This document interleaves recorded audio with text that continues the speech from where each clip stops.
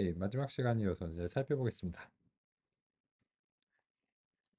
관련해서 이제 그 좀 논의 주신 내용이 있는데 이제 이런 얘기도 좀 해볼게요. 많이 이제 관심을 가지시는 것 중에 하나가 기계학습하고 딥러닝이 이제 어떻게 다르냐 이런 점에 대해서 이제 논의를 주시는데 또 이제 그 주신 논의 중에 하나가 딥러닝의 이제 그 깊이에 관련해서 이제 고민을 하시는데 이 딥러닝이라고 하는 것이 여러 개의 계층을 통해서 문제를 해결한다는 게 핵심적인 이제 방향성입니다. 기계학습과 딥러닝이 다른 주요한 점은 표현 계층의 깊이입니다. 기계학습은 대체로 하나의 표현 수단으로 데이터를 표현해야 합니다. 마치 복잡한 동작을 수행하는 기계를 단일한 부속품으로 만들려는 것과 같습니다. 복잡한 동작을 수행하는 무언가는 보통 여러 가지 부속품의 조합으로 구성됩니다. 딥러닝은 그러한 점을 반영합니다.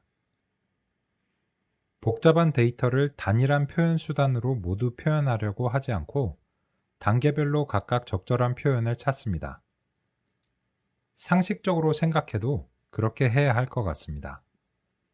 복잡한 데이터를 표현하기 위해 표현 계층이 깊어지면서 결과적으로 심층 학습, 즉 딥러닝이 구성되는 것입니다. 다른 기계학습 모델들의 경우는 계층이라는 개념이 없는데 딥러닝의 근거가 되는 신경망은 여러 계층으로 구성되고 필요한 만큼 계층을 추가할 수 있습니다.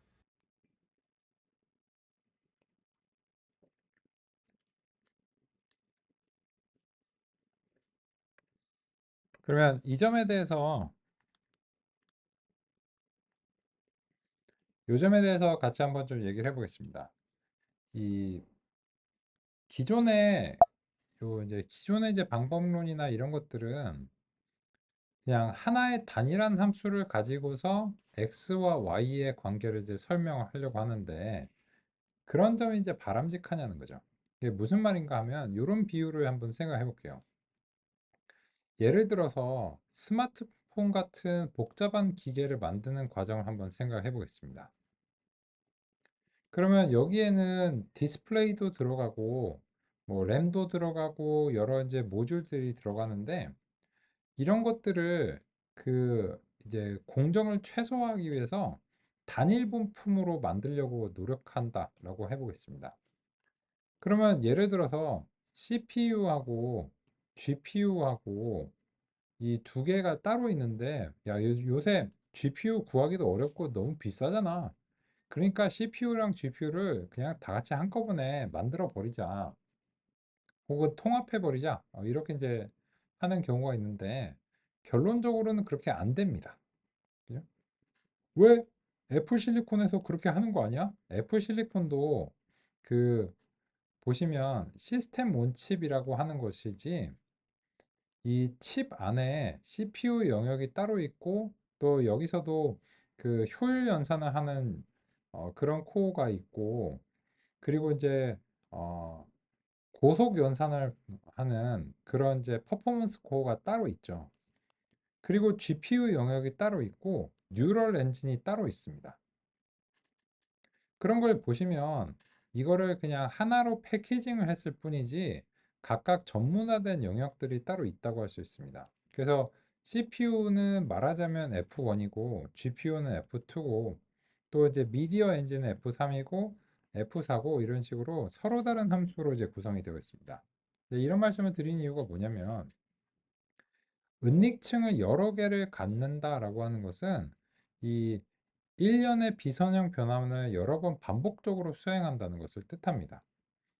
근데 그게 무슨 뜻인가? 그리고 그게 왜 필요한가를 한번 생각해 보겠습니다. 이거를 한 방에 하는 것이 가능할 때도 있고 그렇게 하는 게 적절할 때도 있어요.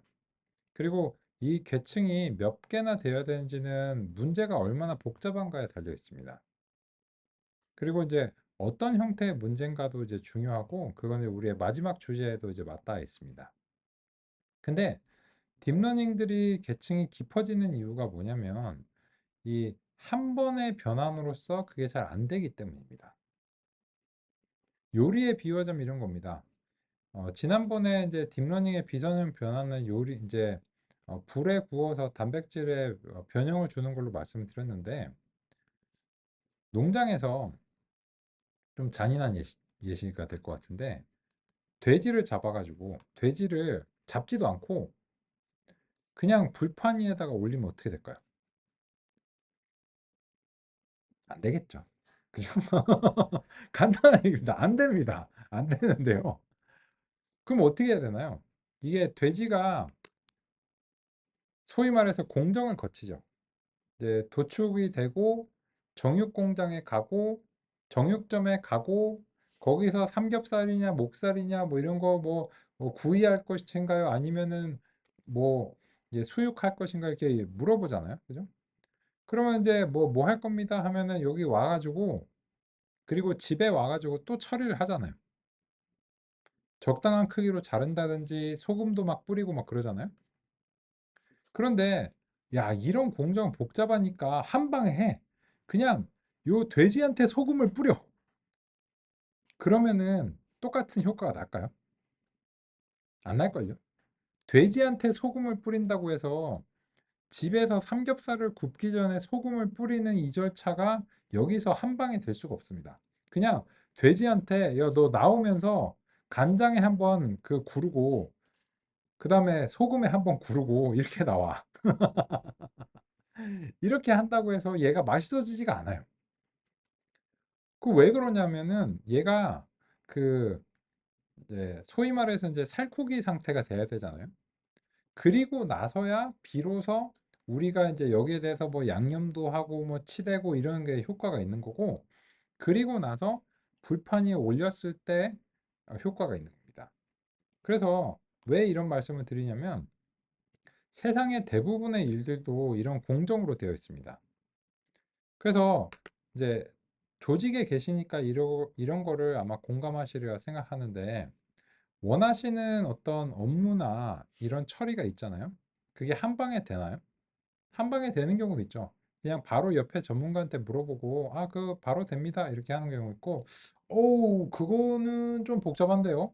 일단은 무슨 양식을 작성하시고, 그 양식이 어떤 결과를 거쳐서 여기 이렇게 품위가 올라가가지고, 이렇게 한 다음에 쭉 다시 내려와야 됩니다. 이렇게 하는데, 야우, 그냥 뭐 한 방에 해. 뭐 이런 식으로 해가지고 하면 문제가 되겠죠. 예를 들어서 뭐 법인카드를 쓰는데, 이게 뭐 품위를 올려가지고 뭐 비용 지출하고 어쩌고저쩌고 뭐 이런 과정을 거치잖아요.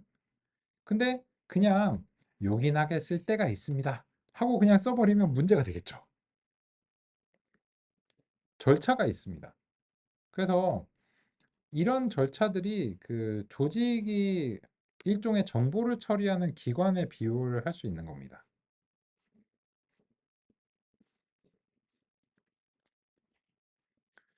그래서 그런 걸 이제 생각해 보시면 이 신경망에서도 계층을 한다는 것을 그 계층을 없애면은 어떨까라고 이제 생각해 보시면 안 됩니다. 그게 실제로 그 구글에서 이런 걸 시도한 적이 있어요. 그러니까 조직적인 측면에서 구글에서 뭘 시도했냐면, 야, 우리는 스타트업의 정신을 유지하자.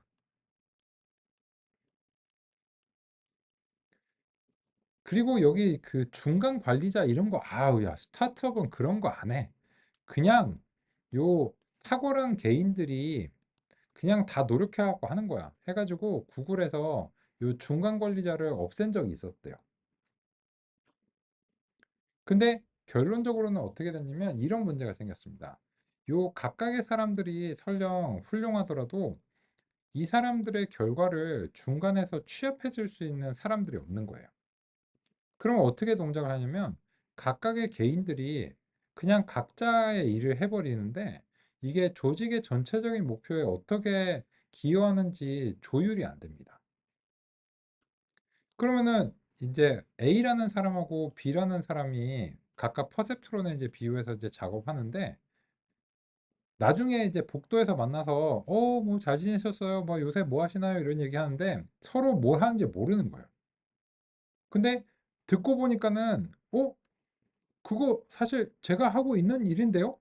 아, 그래요? 그거 나 몰랐지. 우리 그럼 똑같은 일을 하고 있네? 그러면은 A라고 하는 사람하고 B라고 하는 사람이 똑같은 일을 한다면 이 두 사람이 있을 이유가 없잖아요. 뭔가 이게 나는 너 이걸 할 테니 너는 저걸 해라. 이런 식의 이제 조율이 필요한데 그거를 조율할 수 있는 계층이 적절하게 없으니까 이제 문제가 되는 겁니다. 예를 들어서 그냥 조율하는 대표가 딱 한 명 있고 사원이 수천 명이나 수만 명이에요. 그러면 이게 안 되는 겁니다. 그래서 보통 이제 그 규모가 있는 조직들은 자연스럽게 계층 구조가 생길 수밖에 없습니다. 이거는 그 이 조직이 뭐 경직됐다 이런 게 아니고 실제로 효과적으로 동작을 하려면 반드시 계층 구조가 있어야 됩니다. 우리도 마찬가지인데요. 이게 우리가 그 텐서플로우나 케라스를 사용하는 이유가 마찬가지죠. C나 C++로 만약에 수행을 한다면 너무 저수준이에요. 그래서 이제 파이썬을 기반으로 해서 조금 더 추상화를 이제 수행하고요. 그리고 얘도 안 되니까는 넘파이로 하고. 근데 넘파이로 역전파를 일일이 다 구현하니까 너무 힘들어서 텐서플로우로 하고. 그래도 도저히 안 되니까는 케라스로 하고. 이런 식으로 소프트웨어들도 계층 구조를 가지고 있습니다. 왜? 그냥 제일 효율적이면 C로 구현해버리지 그래? 진짜 급하면 그래야 될 수도 있겠죠.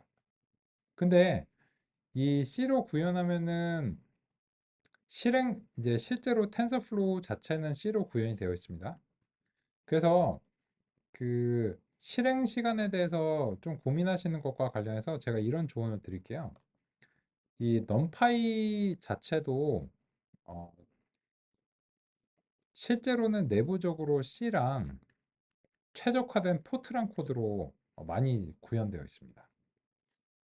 그래서 종종 실행 시간을 향상시키기 위해서 이 C로 구현을 하는 것을 시도하시거나 이러는 게 있는데 대부분의 경우에는 텐서플로우보다 훨씬 느릴 겁니다. 왜냐면 지금 가급적 빨리 한다고 최선을 다한 게 이 정도예요.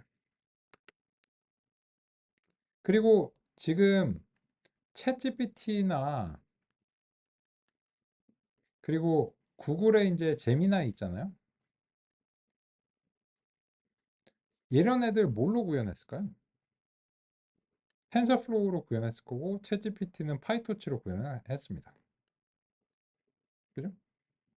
그래서 지금 가급적 빠르게 동작하려고 이제 엔지니어링적으로 최선의 노력을 다하는데 그렇다고 해서 이런 그 계층을 내다 버리고 혹은 하나로 합쳐서 이걸로 이제 내릴 수는 없는 것처럼 이 딥러닝이라고 하는 것도 이 계층 구조를 통해서 여러 가지 정보를 이제 효과적으로 처리하고 전문화된 정보를 처리하는 것이 이제 필요하다는 것입니다. 정보가 복잡할수록 단계별 정보를 취합해 추상화하는 계층이 필요해집니다. 기업과 같은 조직은 지능적인 정보 처리 기관이라고 할 수 있습니다. 만약 조직이 외부 입력에 반사적으로만 대응한다면 그러한 조직은 아마 생존하기 어려울 것입니다. 생명체는 아니지만 정보를 잘 처리해 효율적이고 효과적인 지능적 의사결정이 중요하다는 점에서 조직 구조 역시 지능적인 동작을 수행하는 구성이라고 할 수 있습니다. 서로 다른 조직들은 목표와 기능이 많이 다르지만 한 가지 공통점이 있습니다. 바로 계층적인 구조를 갖게 된다는 것입니다. 고객과 제품의 유형과 수가 광범위하고 다양한 경우에는 여러 가지 다양한 문제에 대한 정보 수집과 의사결정이 필요할 수 있습니다. 이런 경우 적절한 계층을 도입해야 각 계층에서 처리된 정보들이 정리 요약되어 다음 계층으로 전달될 수 있습니다. 만약 조직에서 문제가 복잡해질 때 적절한 계층을 도입하지 않고 사원만 많이 뽑는다면 어떤 문제가 생길까요? 여러 사람들이 각자 업무를 성실하게 수행해도 그러한 업무를 전체적으로 취합해 조정하는 것이 어렵습니다. 이런 경우 조직 전체적인 의사결정이 매우 어렵게 됩니다. 이런 과정이 효과적으로 진행될 수 있는 구성을 가진 조직은 상대하는 문제가 복잡해도 효율적이고 효과적인 의사결정을 할 수 있게 됩니다. 반면 고객과 제품의 유형과 수가 적은 경우에는 계층이 많이 필요하지 않습니다. 그런 경우에 계층이 많으면 오히려 의사결정에 방해가 될 수도 있습니다. 즉, 무조건 계층이 깊다고 좋은 것이 아니라 문제의 복잡도에 맞게 계층의 깊이가 설정되어야 합니다. 신경망 계층의 구성은 그러한 것에 비유할 수 있습니다.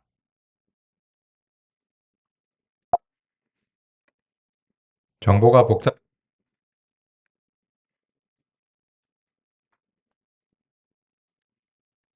은닉층에 뉴런을 추가하면 은닉층의 표현력이 풍부해집니다. 뉴런 수를 손가락에 비유해서 표현력과 관계를 논의해 보겠습니다. 우리는 한 손에 5손가락을 가지고 있습니다. 그런데 왜 꼭 5손가락인지 생각해 보겠습니다. 집게발로는 표현력이 부족해서 진화와 과정 속에서 손가락이 하나씩 늘어났겠죠. 만약 더 많은 손가락이 진화적 생존에 유리하다면 왜 6손, 7손, 8손이 되지 않았을까요? 결과적으로 보면 2개, 3개, 4개보다는 5개가 있어야 대부분의 사물을 원하는 대로 조작하는 데 유리하기 때문입니다. 하지만 손가락이 6개 이상인 경우에는 추가적인 손가락으로서 사물을 조작하는데 5개보다 큰 이점이 없기 때문일 것입니다. 즉, 5개나 6개 이상이나 사물을 조작하는 능력은 차이가 없는 반면 오히려 6개 이상의 손가락을 구성하는 데 드는 골격 구조의 복잡도가 증가하고 또한 제어에 필요한 두뇌 자원 할당도 많아지기 때문에 진화적으로는 불리한 결과를 초래했기 때문일 것입니다. 어떤 특정한 상황에서는 6손가락이 5손가락보다 유리할 가능성도 물론 있습니다. 하지만 여러 상황들이 반복되는 경우 일반적으로 5손가락에 비해서 6손가락은 결과적으로 불리했기 때문에 진화적인 결론은 현재 5손가락입니다. 은닉층 뉴런의 숫자를 결정하는 문제도 이와 유사합니다. 뉴런의 숫자를 증가시켜 나가면 훈련 데이터에 대해서는 언젠가는 100점을 받게 됩니다. 하지만 1000개의 손가락이 훈련 데이터를 표현할 수는 있겠지만 훈련 데이터와 약간이라도 달라진다면 너무 복잡한 모델은 새로운 데이터에는 제대로 적응하지 못하는 문제가 생깁니다. 그래서 무작정 뉴런을 추가하는 것이 해법이 될 수 없습니다.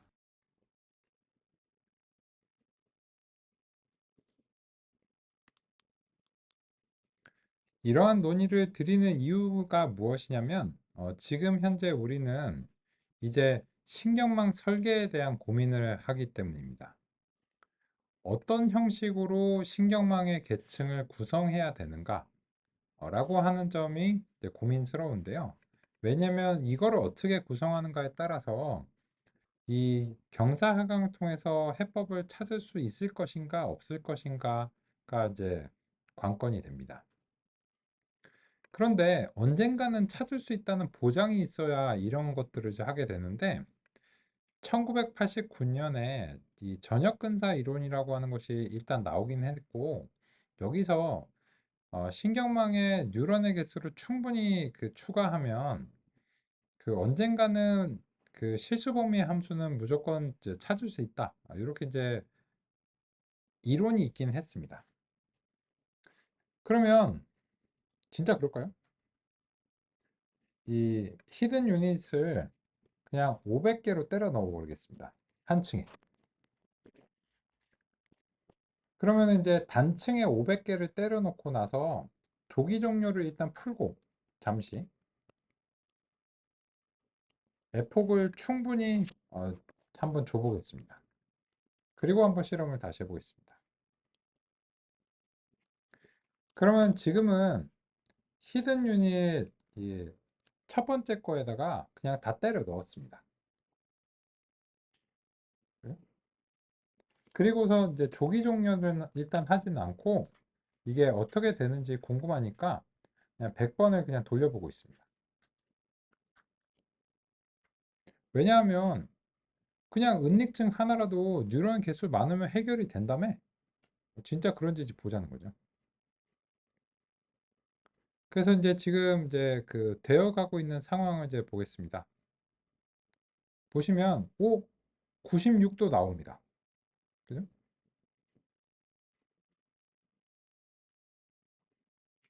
97이 이제 나올락 말락 하고 있습니다. 97. 40번에서 이제 97이 이제 나오기 시작합니다. 그러면 마지막 3%가 남았죠. 마지막 3% 분발해 주기 바랍니다. 하지만 아직 50번이 더 있기 때문에 98이 이제 50번쯤에서 보이기 시작합니다. 지금 뉴런을 500개를 때려 넣습니다.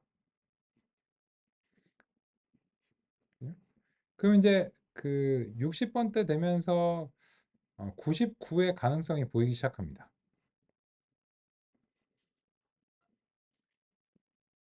99, 99를 보고 끝냈으면 좋겠습니다. 하지만 98이나 나왔고 이제 99가 이제 보이기 시작합니다. 99, 90 살짝 떨어졌는데 그래도 99 보자. 99 좋습니다. 99대 안차겠습니다. 99 좋아. 조금 더 안정적으로 100번에 이제 거의 다가가고 있습니다. 100번이 거의 끝날 것 같습니다. 아름답게 99로 끝나면 좋을 것 같습니다. 100번이 되면서 정확도 99%이고 손실은 거의 0에 가까워졌습니다. 그러면 이게 이제 어떤 실험 결과냐면 그냥 히든 유닛을 첫 층에다가 다 때려 넣었을 때입니다.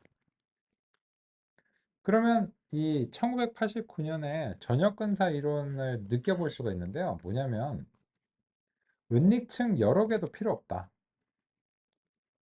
그냥 한 층에 뉴런을 다 때려 넣으면 실수 범위의 어떤 함수든 이게 근사할 수 있다. 라고 하는 게 1989년의 이론입니다. 야, 근데 그러면은 이 뭐 계층을 뭐 기피하고 이런 게 왜 필요해? 어? 네 말대로 그냥 다 때려 넣으니까 99가 나오긴 하네. 왜 그럴까요? 왜 그렇게 말씀을 드릴까요? 여기서 이제 히스토리 객체를 활용하는 것도 좀 이제 살펴보겠습니다. 데이터 프레임이고 이제 이 히스토리에서 히스토리라고 하는 이제 객체를 이제 사용해서 마지막 세 개 이게 너무 많으니까 마지막 세 개 이렇게 이제 보겠습니다. 그러면 마지막 세 개를 보시면 99예요. 그런데 밸리데이션 에큐러시는 애진작의 10번 내에서 89에서 꼼짝도 안 합니다. 이 두 개의 격차가 많이 벌어지면 이미 조기 종료가 애진작이 됐을 겁니다. 즉, 전역 근사 이론이 보장하는 것은 이 최적화 성능입니다. 일반화 성능에 대해서는 전역 근사 이론은 어떠한 이야기도 해주지 않습니다. 그래서 그런 이유로 인해서 여기서 이제 accuracy와 이제 validation accuracy 두 가지가 있는데 이 accuracy와 이제 관련해서만 얘기가 이제 수행이 되고 있다라고 하는 것입니다. 따라서 지금의 경우에는 그 99가 나오긴 했지만 요 자체가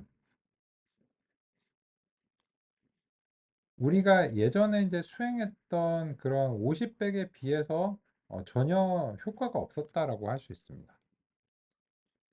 그럼 어떻게 해야 돼?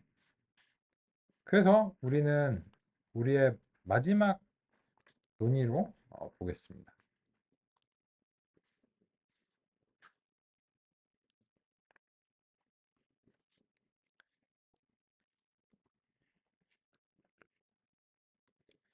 이제 어느 시점에 도달했는가를 좀 상의를 드리겠습니다.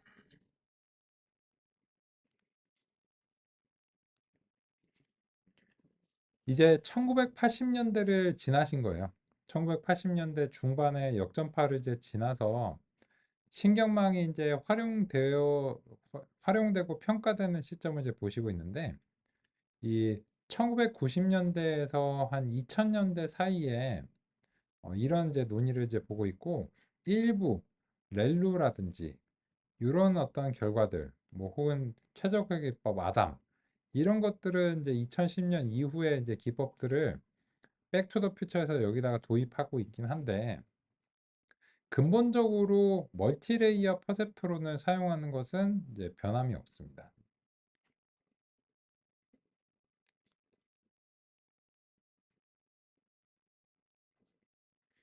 그런데 만약에 신경망이 이때부터 잘 됐으면 딥러닝의 붐이 1990년대부터 불었어야 됩니다. 그런데 이 신경망이 이때는 인기가 없었습니다. 왜 그럴까요? 결과가 안 좋았기 때문입니다. 뭐 영상 인식이나 뭐 텍스트라든지 이런 걸 하고 싶었는데 잘 안 됐습니다. 만약에 그때 잘 됐다면 이 시기가 30년 앞당겨졌을 겁니다. 근데 잘 안 됐고, 그러다 보니까는 이 1990년도부터 2010년까지는 사실상 신경망은 그렇게 주목을 받지 못했습니다. 그냥 뭐 저희 뭐 옛날 이론이요. 이거 뭐 그 사실 잘 안 돼요. 약간 이런 느낌이었어요. 그런데 2010년 이후에 이게 이제 급부상을 하게 됐는데, 그것이 이제 예전에는 안 되던 게 이제 되었기 때문입니다.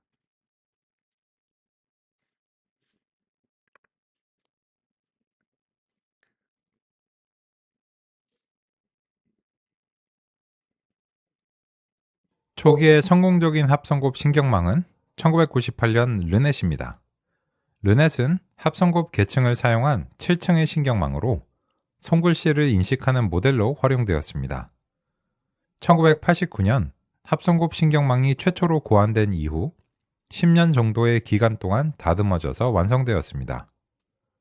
1998년 여러 모델들의 비교를 위한 표준 데이터 집합을 도입하였고 합성곱 신경망과 다른 모델을 비교하였습니다. 합성곱 신경망은 손글씨를 인식하는 다른 모델을 압도하는 성과를 보이면서 주목받았고 손글씨 인식이 필요한 우편 서비스 등에 실제로 활용되었습니다. 당시 미국 우편 서비스의 평가에 따르면 인식 오류가 1% 정도로 매우 탁월한 성능을 보여주었습니다. 현재 이미지 인식에 활용되는 딥러닝 모델은 대부분 합성곱 신경망 기반이라고 할 수 있습니다.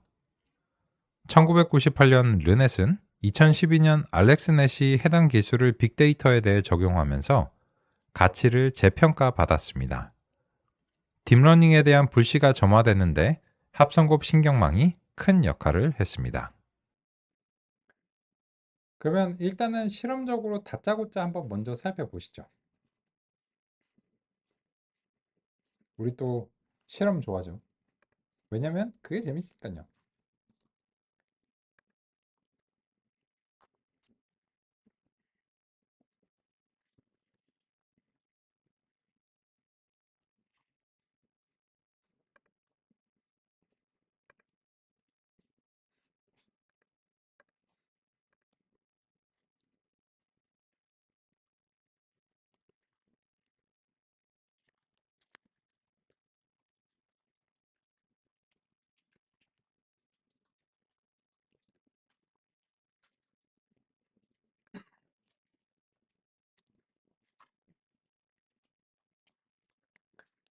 합성곱 신경망을 컨볼루셔널 뉴럴 네트워크를 줄여서 CNN이라고 그 종종 부르는데요. 이게 그 공교롭게도 케이블 뉴스 네트워크랑 그 약자가 동일하잖아요.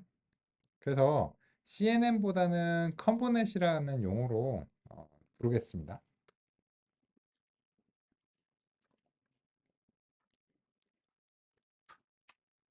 그러면 다짜고짜 살펴보겠습니다. 빌드 모델을 다시 재정의하겠습니다.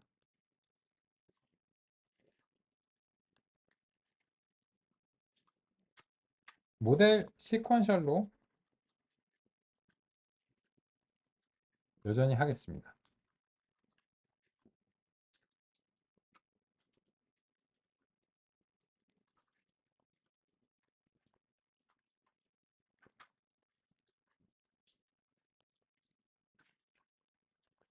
그리고 은닉층 구성하겠습니다.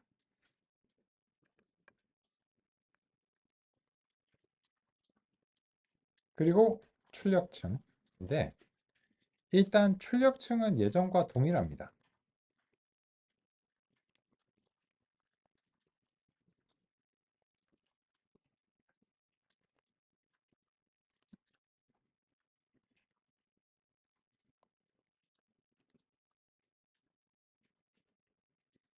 그런데 이제 은닉층에서 주요한 변화가 있습니다.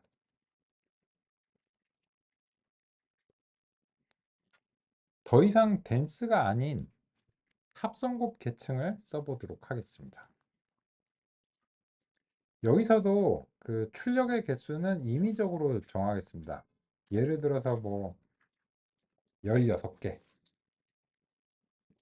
이런 식으로 이제 해보고, 액티베이션은 렐루로 이제 정하겠습니다. 다만 이 컨볼루션 같은 경우에는 커널 사이즈를 우리가 이제 명시를 해줘야 됩니다. 이게 이제 입력의 크기와 동일하지 않기 때문인데요. 현재 입력의 크기를 고려하자면 3짜리로 잡는 것이 어떨까 싶습니다.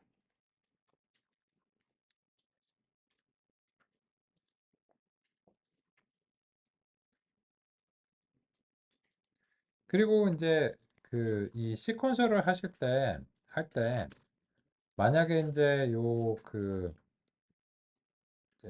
모델 애드 이런 식으로 하는 게 애드를 계속 하는 게 과로쌍이 많아져서 좀 힘들다라고 생각하시면 이런 식으로 하면 좀 더 간결하게 작성하실 수 있어요.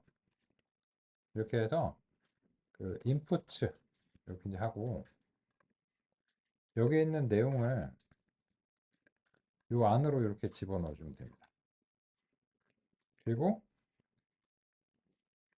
이렇게 하면 그냥 애드를 하지 않고 레이어드를 이런 식으로 이제 목록으로 하실 수 있고, 그리고 이제 그냥 리턴을 바로 해버리시면 됩니다. 그러면 요, 여기는 은닉층 한 개 이상이고요.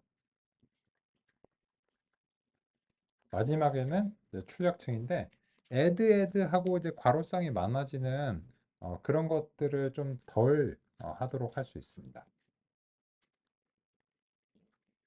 그런데 이제 그 기존의 전처리는 그대로 유지를 하겠습니다. 하나는 그대로 유지할 텐데요. 리스케일은 그대로 유지하되 플래트는 하지 않겠습니다.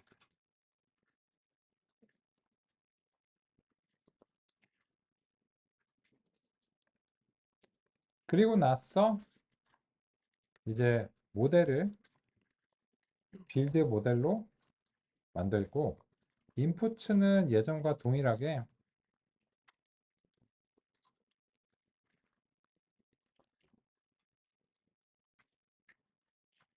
28 바이 28을 넘기고 싶은데 한 가지 색상 채널을 명시를 해줘야 됩니다. 요거는 이제 이 첫 번째 층이 컨볼루션 2D다라고 하는 것을 염두에 두고서 이제 한 거고요. 그리고 나서 일단 서머리가 나오는지 먼저 확인해 보시기 바랍니다.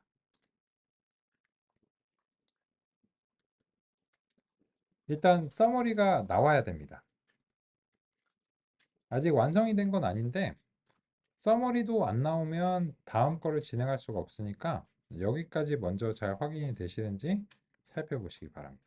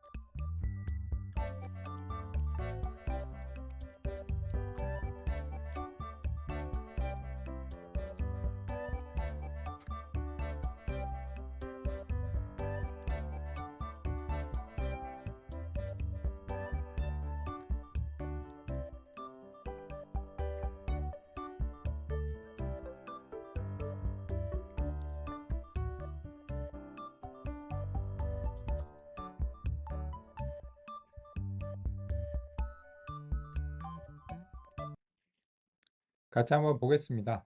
여기서 제가 이제 그 인풋에서 28 바이 28 바이 1을 여기다가 이제 했는데, 또 그렇게 하면은 이제 그 원래 이미지를 조정을 해서 이 모형한테 넘겨줘야 되는데, 그러면 또 이제 전처리를 따로 이제 규정을 해줘야 되는 이제 그런 문제가 이제 있습니다. 그래서 이제 이 형상을 조정하는 이제 부분도 그 내부에서 처리가 가능하다라고 하는 점이고요. 이거는 이제 이 합성곱 계층이 보통의 경우에는 이제 컬러 이미지를 고려하고 있기 때문에, 그래서 이제 이 높이와 너비와 채널에 3차원 텐서를 기대하고 있습니다. 근데 이 흑백은 채널이 없기 때문에 강제적으로 이 채널을 만들어 줘야 됩니다. 이런 거는 얼마든지 가능합니다. 왜냐면 28 곱하기 28은 28 곱하기 28 곱하기 1이기 때문에요. 그래서 이거는 정보를 추가하는 것은 아니기 때문에 뭐 얼마든지 이제 가능합니다. 그래서 일단 이렇게 수행하고 난 다음에 그 살펴보시면 이 리쉐입을 통해서 실제로 28 바이 28로 각각들이 이 색상 채널이 강제로 이제 추가가 된 것을 확인할 수 있고, 이게 1 채널이면 흑백인 거고요. 3 채널이면 RGB 이제 3개인 경우에 이제 3 채널이고, 그런 경우에는 애초에 이미지 자체에 채널이 있기 때문에 이런 식의 이제 강제 조정이 필요하지 않습니다. 일단은 컨볼루션 이제 수행했고 그 다음에 댄스로 내려갔는데, 여기서 보시면 컨볼루션 자체가 원래의 요 28 바이 28을 그대로 받는다는 사실이 중요합니다. 근데 마지막에 댄스에서는 이렇게 이제 잡으면 안 되는데요. 그래서 이 출력층에서는 다시 플래튼이 여기로 가야 됩니다. 이거는 이제 댄스는 컨볼루션과 같은 3차원을 이제 할 수 없기 때문에 여기서는 이제 플래튼을 잡아서 이제 내려줘야 되고, 요거는 이제 아까 1차원으로 3D를 1D로 이제 내려주는 이제 그런 과정입니다. 그래서 이제 다시 한번 수행을 하셔서 살펴보겠습니다. 그럼 이제 보시면 이 컨볼루션에서 26 바이 26, 16이 플래튼이 되면 26 곱하기 26 곱하기 16을 하다 보니까는 매개 변수가 상당히 많아집니다.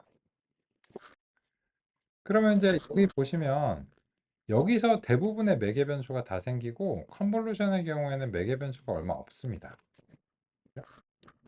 그러면 이제 최소한의 신경망을 구성을 했습니다. 무슨 말이냐면 최소한의 신경망은 은닉층이 하나는 있어야 됩니다. 근데 나머지는 얘네들은 그냥 보조적인 거라서 위쉐입이나 플래튼이나 리스케일링은 매개 변수를 학습하는 대상이 아니기 때문에 실질적으로 이거는 2층 신경망입니다. 중간에 뭐 보조하는 애들이 많아도 이렇게 보셔야 되죠. 이거는 그냥 전처리는 층이 아니고, 그리고 요 위쉐입을 하는 부분은 컨볼루션한테 그냥 같이 딸려온 애고, 플래트는 댄스랑 같은 개념, 댄스한테 필요한 전처리니까 그래서 이제 이런 식의 단위로 봐야 됩니다. 그러면 이제 실험을 어떻게 하시면 되냐면, 위에서 실험을 하신 코드가 있죠. 요 부분이요. 요 부분을 복사해서 오겠습니다. 셀을. 예, 복사해가지고 요 아래쪽에 그냥 붙여 넣겠습니다. 왜냐면 이제 그 전처리를 모형의 내부에서 수행했기 때문에 우리는 늘상 그렇듯이 그냥 트레인 이미지와 트레인 레이블즈를 넘기면 됩니다. 그리고 이제 이런 그 과도기적인 고민은 하지 않을게요. 그냥 아담으로 딱 정하겠습니다. 그리고 이제 이 부분은 바꾸셔야 됩니다. 이 빌드 모델이 이제 바뀌었기 때문에 일단 히든 유니츠를 구성하는 부분이 다시 없어졌고요. 그리고 이제 인풋은 여전히 그대로 28 바이 28로 넣지만 내부에서는 이제 조정이 있을 겁니다. 그죠? 그리고서 이제 이 콜백 같은 경우에도 다시 이제 살려놓고요. 배치 200이 충분한 건 아까 얘기를 했으니까 그대로 두고 에폭 100번을 주지만 이 콜백을 줬으니까 중간에 이제 멈출 수 있습니다. 그러면 일단 한번 시작을 해볼게요. 시작을 하면 지금 이제 한 2초 정도 이제 소요가 됩니다. 근데 보시면 벌써 네 번째 에폭에서 88, 89가 나와요. 그리고 여섯 번째에서 90점대가 나오기 시작합니다.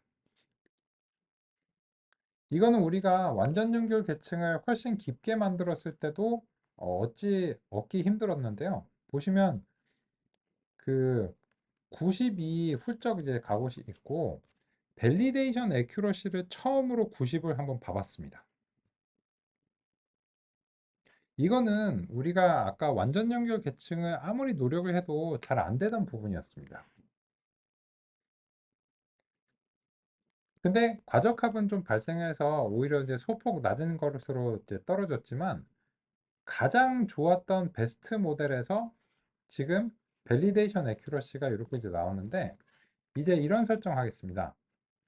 이게 오히려 그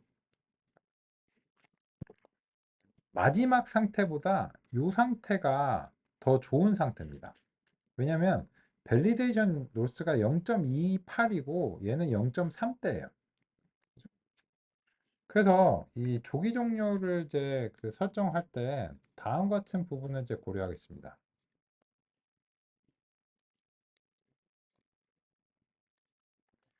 리스토어 베스트 웨이츠를 참으로 설정하겠습니다. 이거는 이 세 번을 참아서 끝내면 이 세 번을 더 갔을 때 오히려 베스트 이하가 됩니다. 근데 우리는 이 조기 종료가 되는 시점에서 최고 수준의 상태로 끝내고 싶습니다. 그래서 리스토어 베스트 웨이츠라고 하는 설정을 가급적 하시는 걸 권장합니다. 그리고 다시 한번 이제 해보겠습니다. 보면은 지금 이제 그 2초 정도 소요가 되면서 예전보다는 이제 시간이 많이 소요가 됩니다. 하지만 기다릴만 한데요. CPU로 해도 합성곱이 지금 하나밖에 없기 때문에 이 정도 수준에서는 그냥 기다릴만 합니다.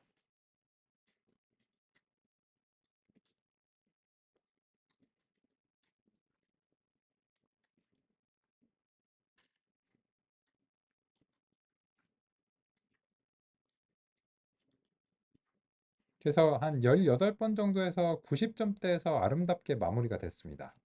근데 과적합이 좀 발생했죠. 그러면 이제 테스트에 대해서도 평가를 해보겠습니다.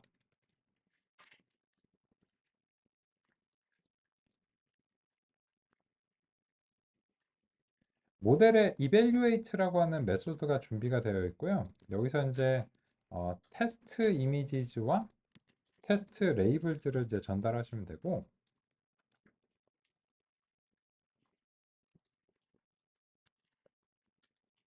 그 시점에서 이제 로스랑 정확도,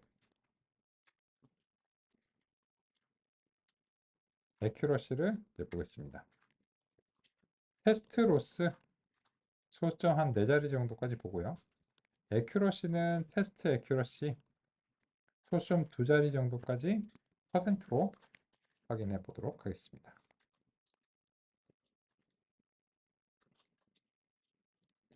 그리고 이제 여기서 좀 불평불만한 게 뭐냐면 그 학습은 지금 CPU에서 했는데 실제로 이제 그 맥락을 지정하지 않으면 기본적으로 GPU에서 수행되기 때문에 갑자기 이런 로그가 발생할 수 있습니다.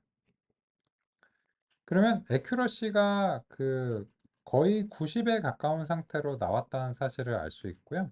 0.35로 아름답게 끝났습니다. 그런데 이거를 이제 보시면 이 현재의 모형 자체는 컨볼루션이라고 하는 것을 이제 통해서 이제 수행이 됐는데 이 컨볼루션을 이제 하나만 추가해도 완전 연결에 수백 개의 출력을 발생하는 것보다 더 나은 결과가 이제 나왔다는 사실을 알 수 있습니다. 이 결과는 어떤 것의 잠재력을 이제 보여주고 있냐면, 이 1998년에 르넷이라고 하는 모형이 왜 잘 동작했는가의 잠재력을 보여주고 있습니다. 보시면 요 르넷이 28 x 28의 1채널짜리인데요. 지금 현재 패션 엠리스트도 어쨌든 형식은 동일하죠. 근데 여기서 보시면 컨볼루션을 5 x 5로 잡고 2 패딩 잡고 출력을 6개를 했고 맥스 풀링 이런 걸 이제 했어요. 그러면 이 1998년에 르넷 모형을 재현하면서 한번 마무리해 보면 어떨까 합니다. 이게 패션 엠리스트에도 효과가 있을까요? 그래서 한번 재현해 보는 걸로 우리 마무리해 보겠습니다. 여기 보시면 첫 번째로 그 컨볼루션 계층을 2개를 썼는데 여기서 출력을 그냥 고작 6개만 썼어요. 근데 대신에 커널 크기는 5로 좀 크게 잡았고요. 그리고 한 가지 설정을 더 했습니다. 이 패딩이라고 하는 것을 이제 했는데 케라스에서는 이제 패딩 세임이라고 하는 걸로 하시면 같은 효과가 날 것으로 이제 기대합니다. 그리고 98년에는 아직 렐루가 없었어요. 근데 렐루가 있느냐 없느냐는 에폭 학습 속도에 영향을 주기 때문에 근본적으로는 동일합니다. 그리고 두 번째 계층은 맥스 풀링이라고 하는 계층으로 어느 정도 이제 가름이 될 것 같고 풀 사이즈는 2로 잡겠습니다. 이거는 이제 유사 르넷이라고 보시면 되고요. 그 다음에 컨볼루션 이제 두 번째 마지막으로 잡았고 여기서는 출력의 개수를 16개로 이제 증가시켰습니다. 그리고 이제 커널 사이즈는 여전히 이제 5로 유지하고 있는데요. 이번에는 패딩은 하지 않았습니다. 그리고 이제 액티베이션은 렐루로 설정했습니다.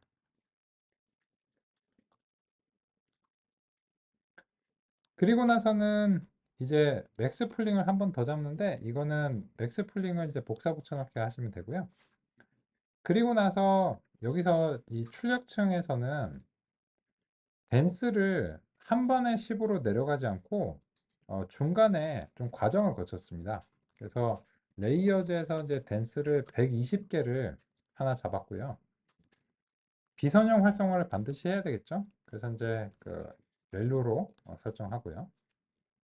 그리고 당시에는 시그모이드로 했습니다.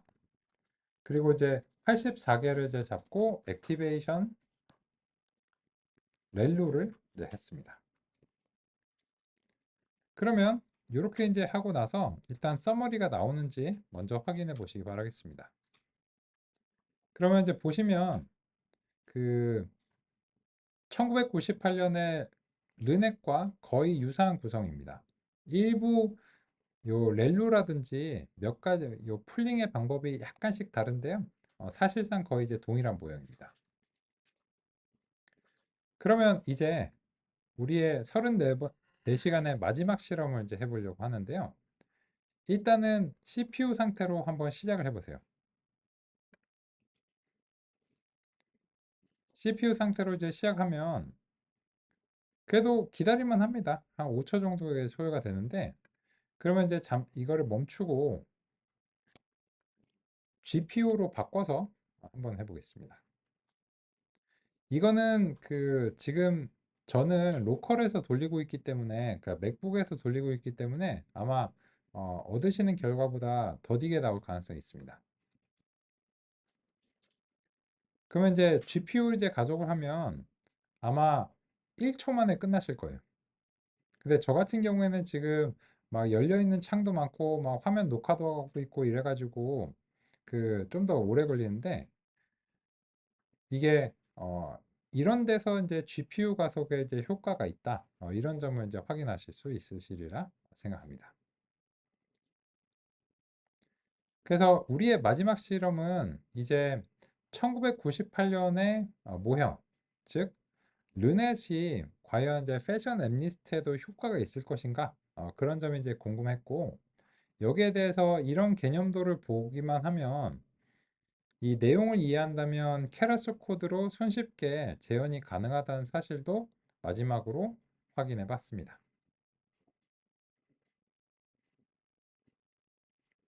그리고 이제 실험을 이제 살펴보고 있습니다. 아까에 비해서는 이 그 애큐러시가 좀 더디게 올라가는데요. 그 대신에 이제 과적합은 좀 적지 않은가라고 하는 이제 생각은 이제 듭니다. 그죠? 그렇습니다.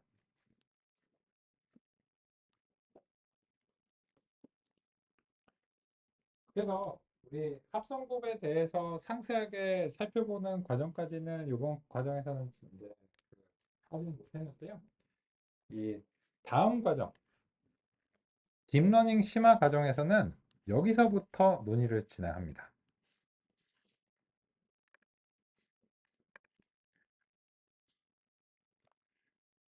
이 딥러닝 과정을 들으시고 나서 만약에 심화 과정에 오시면 다음 심화 과정에서는 이제 뭐 경사하강이 뭐고 최적화가 뭐고 역전파가 뭐고 교차 엔트로피가 뭐고 신경망이 뭐고 이런 얘기를 하는 것이 아니고 그래서 어떻게 해서 효과적인 모형을 만들 것인가 그리고 합성곱이라든지 이런 것에 대해서 심층적으로 이제 분석을 수행하고요.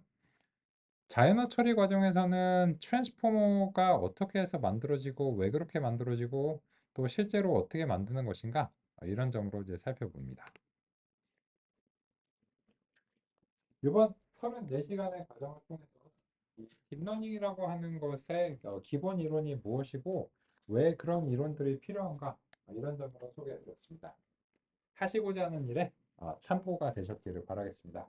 우리는 여기까지 살펴보겠습니다. 수고 많으셨습니다. 감사합니다. 네, 감사합니다.